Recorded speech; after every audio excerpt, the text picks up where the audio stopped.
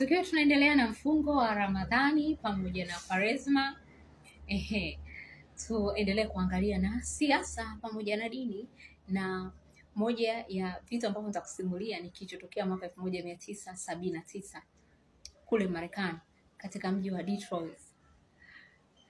Mchungaji wa kanisa moja wapo kule Marekani ambaye anaitwa Jacob Yasu aliweza kumshawishi meya wa Marekani wa mji wa Detroit aweze kumpa funguo wa kama karibu au wa heshima, funguo wa mji Saddam Hussein, rais wa zamani wa Iraq, ambaye Marekani walimsema kwamba ni dikteta mbaya sana na ana silaha za maangamizi na wakamvamia. Kwa nini meya wa Detroit alimpa funguo wa mji Saddam Hussein, na kwa nini mchungaji huyu Jacob Yasu alikuwa akimsifia sana Saddam Hussein? Hii ni kutokana na kwamba baada ya mchungaji huyu kwenda Iraq na kukaribishwa vizuri sana na Saddam Hussein na kukaribishwa ikulu ya Saddam Hussein, lakini pia baada ya kugundua waumini wenzie ambao wanaishi kule Iraq kwamba huo wanaishi vizuri sana katika utawala wa Saddam Hussein, kwa hiyo alifurahi sana, na Saddam Hussein alidonate katika kanisa lao la Marekani dola 250,000. Yes, Saddam Hussein alitoa msaada wa pesa dola 250,000 kwenye kanisa la Marekani.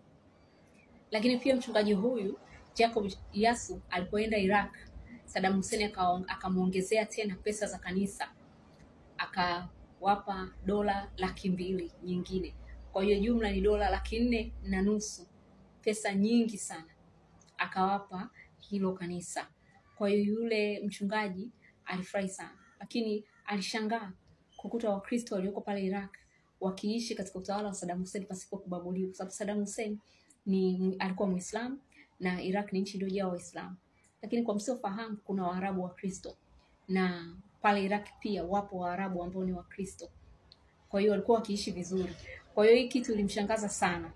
Hakutegemea kuikuta kwa kiongozi Muislamu ambaye anaendesha nchi yenye watu ambao ni Waislamu asilimia kubwa.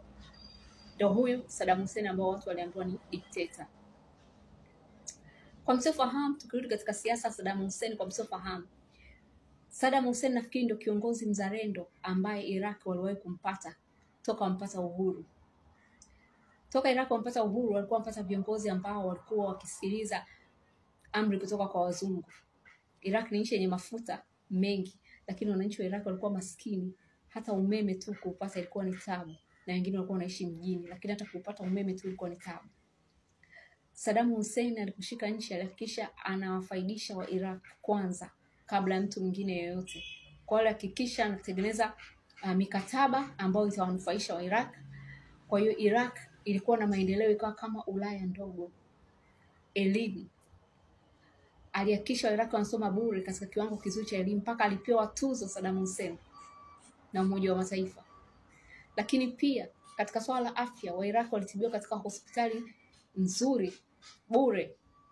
Katika swala la umeme, walipelekwa umeme mpaka vijijini, na walilipwa mishahara mizuri, na miji ilipendeza, alijenga majengo mazuri. Yani Iraq ilikuwa ni kama Ulaya ndogo, na hivyo ndivyo walivyokuwa wanataka. Alisema anataka kuifanisha Iraq na Ulaya.